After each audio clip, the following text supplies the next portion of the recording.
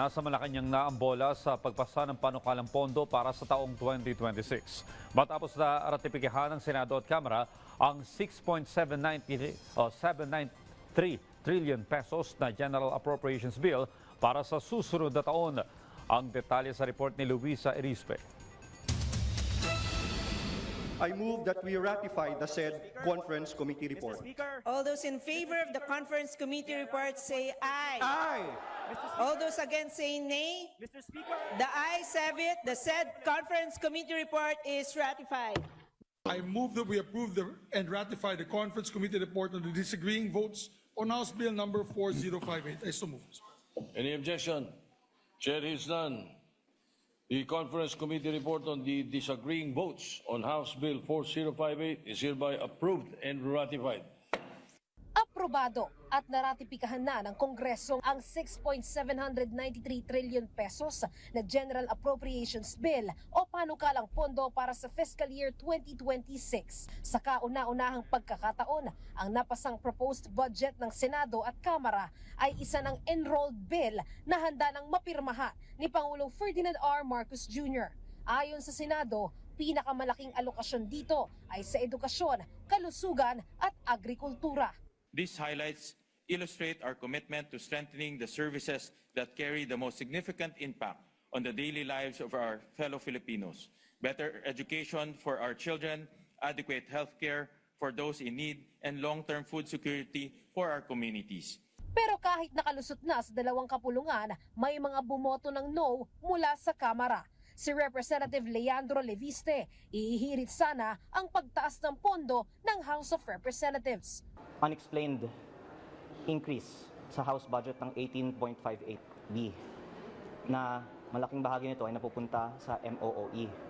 Ikinalulungkot ko po na pareho sa mga pagkakataon na magsalita ngayong araw ay hindi pinagbigyan dahil kung hindi yung po nakita, wala pang kalahating minuto, nagbukas ang deliberations. No din ang boto ni Representative Laila de Lima dahil naman raw sa unprogrammed funds. Meron ding mga nag-no sa Senado. Ito ay sina Senator Robin Padilla at Senator Rodante Marcoleta. Mr. President, my no vote is anchored on concrete audit findings, fiscal patterns and policy distortions surrounding various financial assistance programs or ayudas. The Bicameral Conference Committee deliberations, tila bumalik sa dating forma ang mga alokasyon na maingat nating binantayan. May mga senador din na nag-yes pero may reservations. Si Senator J.V. Ejercito sinabing hindi na sana tinaasan ang pondo ng MAIFIP o ang medical assistance na ginagamitan ng guarantee letters. Hindi wag lang sana ganun kalaki, no? Kung nasunod sana yung Senate version, hindi naman sinasabi nating tanggalin totally. Sabi ko nga nakakatulong din siya, no? Lalo na sa mga instant, mas mabilis habang yung Universal Healthcare Law ay inaantay. May reservations din si Senator Ping Lacson na dahil rin sa MAIFIP at AIX. Gayon din si Senator Loren Legarda at Senator Risa Hontiveros na dahil naman sa PhilHealth. Pero pagtitiyak ng mga mambabatas, may safeguards at hindi magagamit sa korupsyon ang pondo para sa susunod na taon, lalo na at may oversight committee na tututok sa implementasyon ng budget. Every now and then, dapat merong meeting oversight ng Committee on Finance. So, paano ginagastos, lalo na yung may mga controversial issues. Bawal na rin ang politiko sa pamimigay ng ayuda dahil may anti-EPAL provision sa panukalang pondo. Ibig sabihin, bawal mangialam ang mga politiko sa pamimigay ng anumang klaseng ayuda. In-apply natin yun sa lahat ng cash aid, lahat ng mga ayuda programs ng gobyerno na hindi pwedeng gamitin ng politiko for their own political patronage. Malaking safeguard yan na nailagay sa general provision. So, ibig sabihin, lahat ng programa ng gobyerno sakop nito. No? Para naman sa unprogrammed funds, ayon kay Gatchalian, naayos na ito at wala ng lump sum.